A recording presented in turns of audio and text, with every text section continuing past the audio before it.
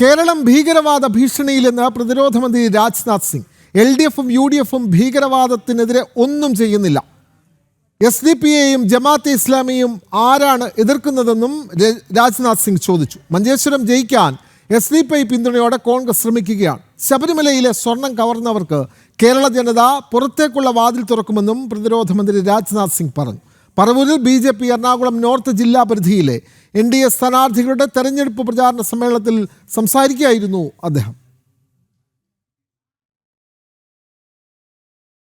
जिन लोगों ने मंदिर के दरवाजों और द्वारपालक मूर्तियों का सोना चुराया है, उन लोगों को केरलम की जनता सत्ता से बाहर का दरवाजा दिखाने वाली है. ब्रदर्स एंड सिस्टर्स, केरल में एक्सट्रीमिज्म का खतरा तेजी से मंडरा रहा है. केरलम में कई युवा इस एक्सट्रीमिज्म का शिकार हुए हैं और यह हो रहा है क्योंकि LDF और UDA दोनों ही अपीजमेंट की पॉलिटिक्स कर रहे हैं. आज सवाल यह साफ है कि केरल को जमायते इस्लामी से कौन बचाएगा, PFI से कौन बचाएगा, SDP-I से कौन बचाएगा.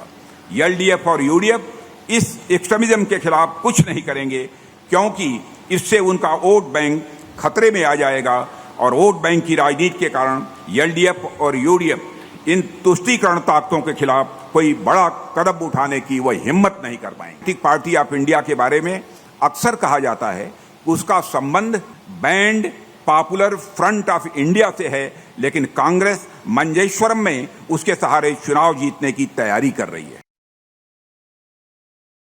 ജിജീഷ, പ്രതിരോധ മന്ത്രി ഇന്ന് പറവൂരിലെ പരിപാടിയിൽ കൂടുതലും ശബരിമലയിലെ സ്വർണ്ണക്കൊള്ള വിഷയത്തിലാണല്ലോ കൂടുതൽ പറഞ്ഞത്. LDFും UDFും ഇക്കാര്യത്തിൽ തുടരുന്ന കള്ളക്കളികളെ പറ്റി അദ്ദേഹം വിശദമായി പറഞ്ഞല്ലോ. കൂടുതൽ വിവരങ്ങൾ ജിജീഷ്.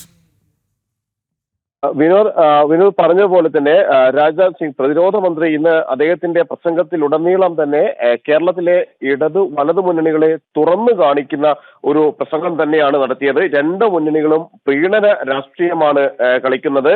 അവർ വർഗീയ ശക്തികളുമായി, ഭീകരവാദ ഗ്രൂപ്പുകളുമായി എല്ലാം തന്നെ ചേർന്ന് പോകാൻ തയ്യാറാകുന്നു എന്ന കാര്യം പ്രതിരോധ മന്ത്രി പറയുന്നു. SDP-യെയും ജമാഅത്തെ ഇസ്ലാമിയെയും പോലുള്ള സംഘടനകളുമായി കൂട്ടുകെട്ടുണ്ടാക്കുന്നു. മാത്രമല്ല ശബരിമലയിലെ സ്വർണ്ണക്കൊള്ളയുമായി ബന്ധപ്പെട്ട കാര്യങ്ങളിലും രാജ്നാഥ് സിംഗ് വലിയ ആരോപണങ്ങൾ തന്നെ ഉയർത്തി.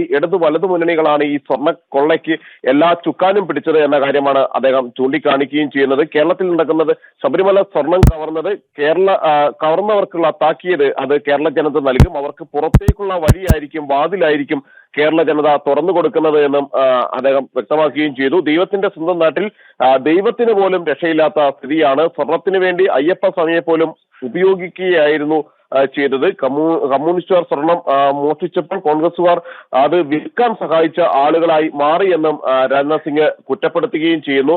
മാത്രമല്ല മുഖ്യമന്ത്രി അടക്കമുള്ള ആളുകൾ, അവരുമായി ബന്ധപ്പെട്ട ആളുകളെല്ലാം തന്നെ ആരോപണ വിധേയരാകുന്ന ഒരു സ്ഥിതിയിലേക്കാണ് കേരള ഭരണം എത്തിയിരുന്നത്.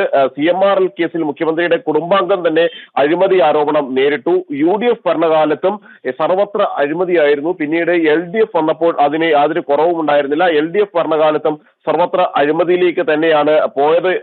ഈ സംഘടനകളുടെ LDFന്റെയും UDFന്റെയും എല്ലാ പാർട്ടികളിലെ കൊടികൾക്ക് മാത്രമാണ് വ്യത്യാസം. അവരുടെ പ്രവർത്തനങ്ങൾക്ക്, അതായത് ഇതുമായി വ്യക്തമാണ്. ശബരിമല സ്വർണം കട്ടവർക്ക് മാപ്പില്ലെന്നും LDFും UDFും ഇക്കാര്യത്തിൽ ഒരേപോലെ കുറ്റക്കാരാണെന്നും പ്രതിരോധ മന്ത്രി രാജ്നാഥ് സിംഗ് എറണാകുളത്തെ വിവിധ NDA പരിപാടികളിൽ വ്യക്തമാക്കിയിരിക്കുന്നു. വിവരങ്ങൾ നൽകുകയായിരുന്നു കൊച്ചിയിൽ നിന്നും ജിജീഷ് കർണാകൻ.